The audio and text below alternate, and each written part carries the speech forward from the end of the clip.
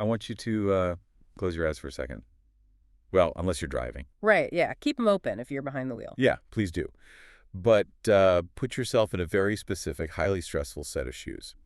Imagine you are the chief marketing officer of a massive global enterprise. Oh, man. That's a lot of pressure right out of the gate. It really is. Because you aren't just managing like one brand's digital presence. You're overseeing 200 different entities. Wow. Yeah. You have product lines ranging from snacks to skincare, running campaigns across 100 different geographical markets. It's a completely different scale. Exactly. Hmm? And you've got budgets deployed on Google, Meta, TikTok, and LinkedIn, all simultaneously.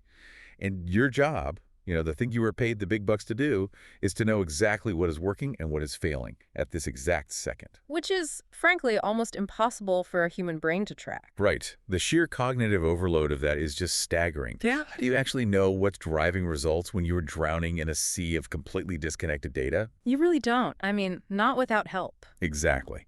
And so, welcome to today's deep dive. We are going to unpack exactly how massive enterprises are solving this impossible puzzle. I'm really looking forward to this one. Me too.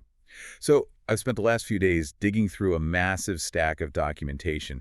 We're talking product specifications, incredibly detailed case studies, technical corporate blogs. The heavy stuff. Yeah, even the raw privacy architectures of an enterprise intelligence platform called BrandNata. So our mission today, to uncover how artificial intelligence is fundamentally rewiring how these giant corporations track their marketing dollars, protect their reputations, and decode human emotions in real time. It's a fascinating shift to observe because what we're really talking about here is the death of the traditional reporting dashboard. Oh, that's a bold statement. Well, think about it. For the longest time, enterprise marketing has been this exercise in looking in the rearview mirror. You stare at a dashboard, and it basically just tells you what happened last week. Right. It's historical data. Exactly.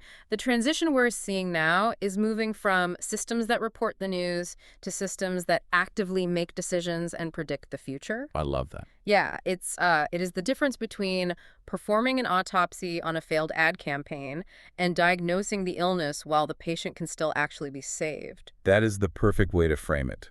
Because before we can truly appreciate the AI architecture that BrandNata has built, we really have to look at the incredibly expensive problem it's trying to solve. The blind spot. Yes, the blind spot. Yeah. I was reading this one interview in the stack with an enterprise CMO, and the quote honestly made my jaw drop. Let me guess. They had no idea where their budget was going. Pretty much. They admitted, point blank, we spend 50 crore rupees on marketing, but we can't tell which 40 crore is working. Man, it sounds shocking when you say it out loud, but honestly, Yeah. it is an incredibly common reality at that scale. It's actually an echo of a very famous old advertising adage from like a century ago. Oh, the John Wanamaker one. Yeah, exactly. Half the money I spend on advertising is wasted. The trouble is I don't know which half. Right. What's incredible is that 100 years later, with all our advanced technology, enterprises are still struggling with the exact same blind spot. Only now, the problem isn't a lack of data. No, they have too much of it. Right. These companies are sitting on absolute mountains of the stuff. Right. The data exists, but it's completely siloed. Digging into the day-to-day realities of these marketing teams, I found out that analysts are spending 4 or more hours every single day just doing manual data entry. 4 hours. Just Yeah. copy-pasting. They log into Google Ads, export a CSV file, log out. They log into Meta, export another file, log out. LinkedIn, TikTok. I mean, they spend half their day just trying to get the numbers into the same spreadsheet. Which is such a waste of human talent. Totally. And while they're doing this administrative busy work, the clock is ticking on the actual campaigns. The lag times are where the money really burns. On average, it takes 4.5 days for a human team to notice a performance drop in an ad campaign. Which is an absolute eternity in the digital advertising space. I mean, think about the mechanics of that. Okay. Why 4.5 days? Well, because humans don't work 24/7. Right. They need to sleep and have weekends. Exactly.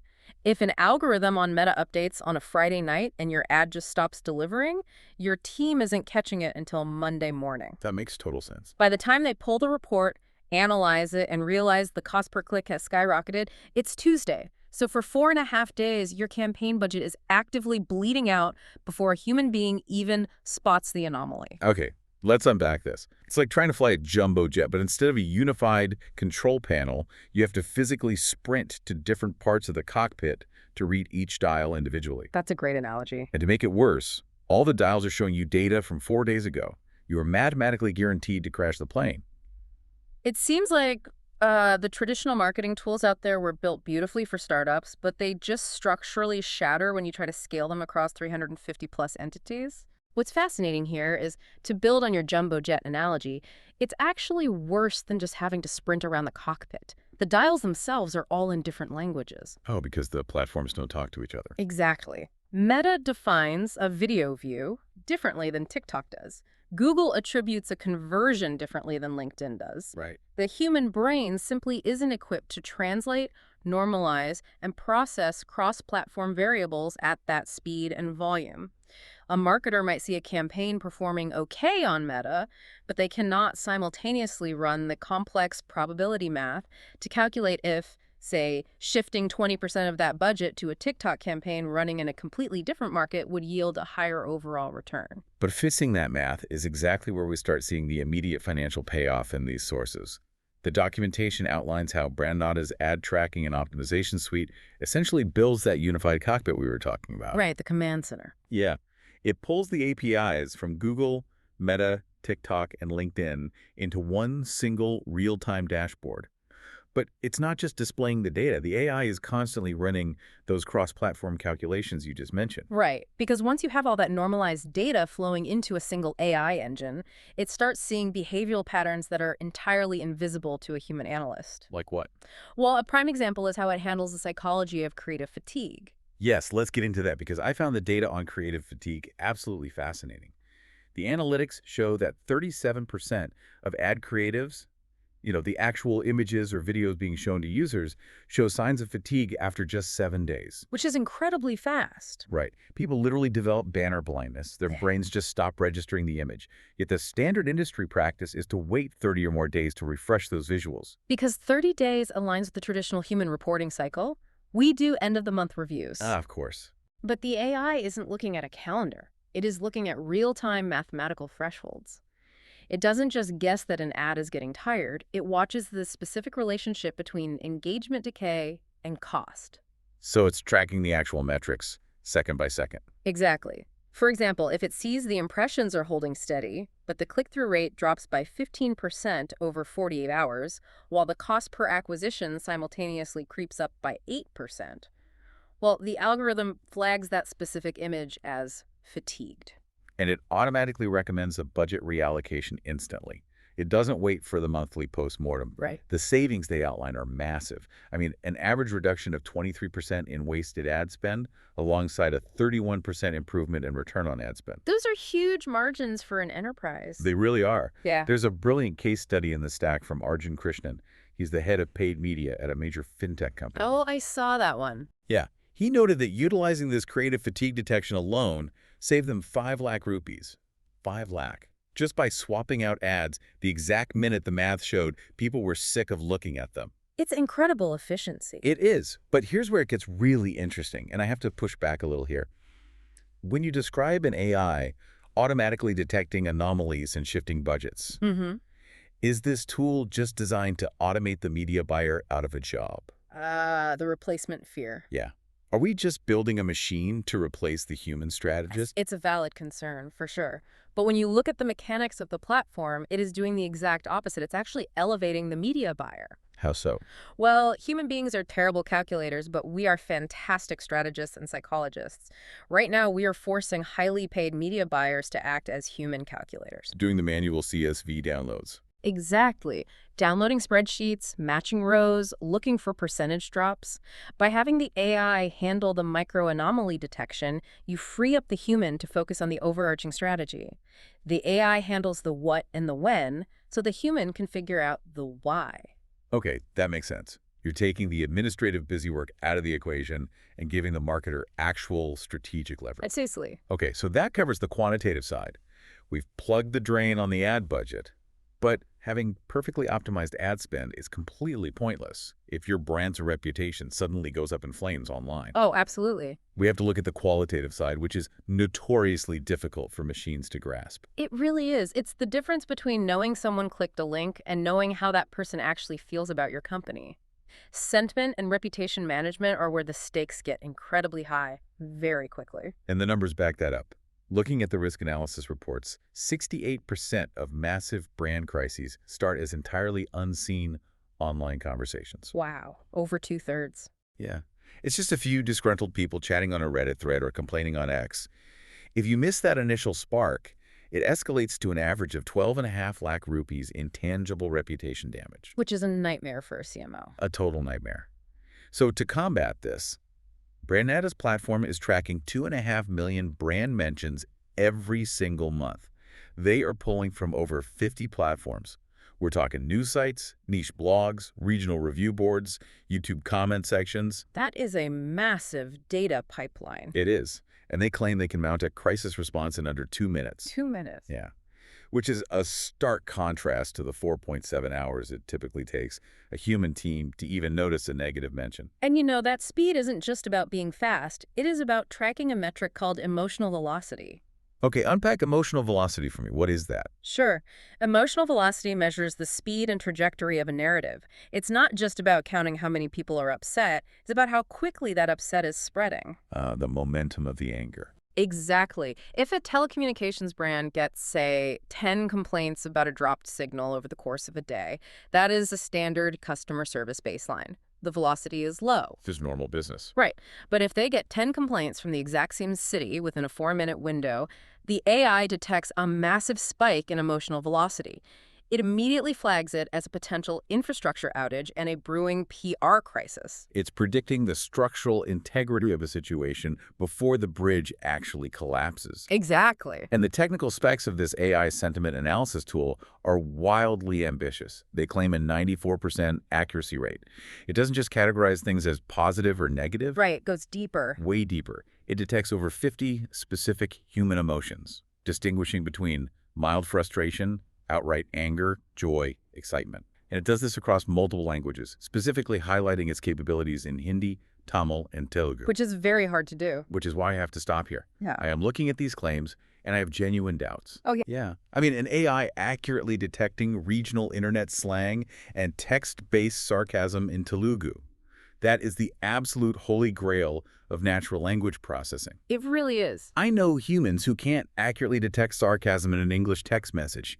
How can an algorithm possibly be doing this reliably? Look, it's the right place to be skeptical. If this were a legacy keyword matching tool, your doubts would be 100% correct. Legacy systems operated like a highly literal security guard looking for a specific stolen item. Okay.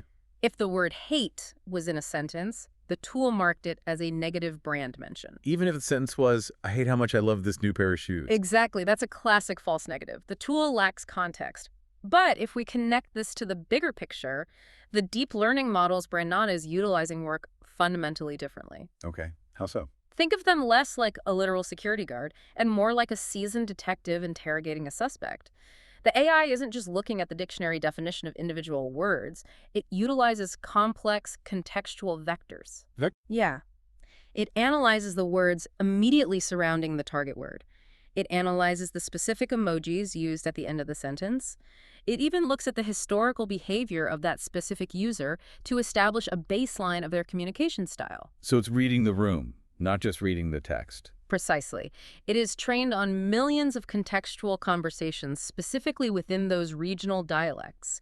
So when someone uses a sarcastic structure in Tamil on a YouTube comment, the AI compares the mathematical weight of that entire sentence against millions of known sarcastic patterns it has studied. Oh, wow. Yeah, it isn't perfect, but at 94% accuracy, it catches the nuance in the regional slang far better than a human analyst who might not speak that specific dialect could. Which explains a really compelling anecdote I found in the case studies involving an FMCG, a fast-moving consumer goods brand. What happened there? The AI caught a highly sarcastic, negative complaint about a product defect bubbling up on a niche forum. Because it caught the emotional velocity early, the PR team was alerted. 3 full hours before the story had the momentum to go viral on mainstream platforms. 3 hours is a massive head start. Right. They stepped in, addressed the customer directly, and actually turned a brewing disaster into a viral story about their incredible customer service. They completely flipped the narrative. That's the dream scenario right there. But, bringing all this together, processing millions of private conversations, mapping sentiment, ingesting massive ad budgets across 50 platforms, it brings up the massive, unignorable enterprise elephant in the room. Data security. Yes, who physically holds all of this highly sensitive corporate data. Which is arguably the most important question for any chief marketing officer today. When you are operating at the enterprise scale, data security, privacy, and sovereignty aren't just like bullet points for the IT department. No, definitely not. They are board-level existential priorities. For sure. So looking at the corporate architecture, BrandNata is built by Paramatic Private Limited.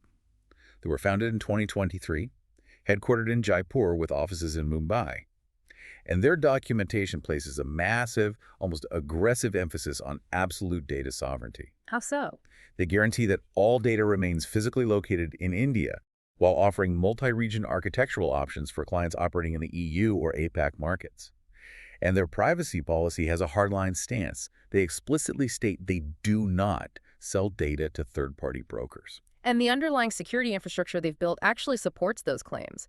We are looking at SOC 2 certification and ISO 27001 compliance. Which are the big ones? Yeah, the gold standards. They utilize AES 256 encryption for data at rest, which is literally military-grade cryptographic security. They also implement very strict data retention policies, systematically purging data after 24 to 36 months. Right. But the detail that really caught my eye, and it's something you don't see often in enterprise software, is their policy on vendor lock-in. Oh, this is a huge pain point in the industry. It is. They explicitly state that there is no lock-in. Clients can export their complete raw historical data at any time via an open API. That's rare. So what does this all mean? Well, in the enterprise software as a service world, allowing instant, painless data export is incredibly rare. A lot of legacy marketing platforms basically hold a brand's historical data hostage. Oh, absolutely. They make it technically excruciating to migrate away, which effectively forces these corporations to renew their expensive subscriptions just so they don't lose 5 years of customer insights. It's a predatory practice, honestly. But this raises an important question. Paramatic's approach here isn't just about being a good guy in the sauce industry. No. No, it's deeply tied to the mechanics of modern global compliance. You mentioned they keep the data physically in India or localized for the EU. Why does the physical location of a server actually matter? Well, because of frameworks like India's IT Act 2000 and Europe's GDPR. Right, the legal frameworks. Yep. Stuff that keeps lawyers awake at night. Exactly. Under these laws, first-party data ownership and local data residency are not marketing gimmicks. They are strict, legally binding necessities. Enterprises are held legally liable for exactly where their customer data sits geographically and how it is protected against breaches. And the fines are no joke. The fines for violating GDPR, for instance, aren't just a slap on the wrist. They are massive percentages of a company's global revenue. So by ensuring that the data never leaves the required legal borders, and by giving the client absolute exportable ownership of that data, the platform acts as a massive legal shield. Ah, I see. Yeah, it removes a massive compliance headache for the corporate legal team while empowering the marketing team. So we are looking at a tool that sits right at the intersection of legal compliance, financial optimization, and behavioral psychology. That's a powerful intersection. It really is. So let's take a step back and look at the whole picture we've uncovered today. We started with the absolute chaos of the enterprise CMO. A team of analysts manually logging into dozens of siloed dashboards, desperately trying to make sense of performance data that is already 4.5 days out of date. Completely blind to the millions of rupees quietly bleeding out of their ad budgets. Exactly. An incredibly stressful, entirely reactive state of constant catch-up. Just putting out fires. Yeah. And what we've seen is how integrating a unified AI architecture fundamentally transitions that entire operation into a proactive command center. It stops the immediate financial bleeding by mathematically calculating creative fatigue and reallocating ad dollars before a human even realizes an ad is failing. Right. And simultaneously, it acts as a digital seismograph, reading the emotional temperature of the internet across 50 platforms and multiple regional languages in real time.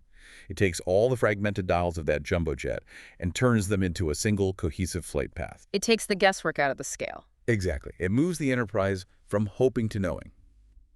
So as we wrap up, why should you, the listener, care about the intricacies of enterprise marketing technology? Good question. Well, because the digital ecosystem you live in every single day is being actively shaped by these invisible mechanisms. The next time you are scrolling on your phone and a highly targeted ad suddenly vanishes from your feed the exact day you were starting to get annoyed by it. It's not a coincidence. No. Or the next time you watch a massive global brand miraculously respond to a brewing controversy on X with the perfect, nuanced tone in a matter of minutes. You'll know there isn't just a very fast, very stressed social media intern frantically typing at a keyboard. There is a highly sophisticated real-time AI brain working quietly in the background, reading the room at a scale and speed that the human mind simply cannot match. It certainly changes the way you look at your digital feeds, doesn't it? It really does. And, it leaves us with a rather profound, somewhat unsettling implication for the future of our digital communication. Yeah, we've spent this entire deep dive looking at how these deep learning models are sophisticated enough to accurately monitor and predict public sentiment by detecting the most subtle shifts in human emotion across millions of conversations. Right. The question we have to ask next is, if the technology is already this good at reading the room, how long until these exact same tools are used not just to monitor how we feel, but to proactively engineer those emotions on a societal scale?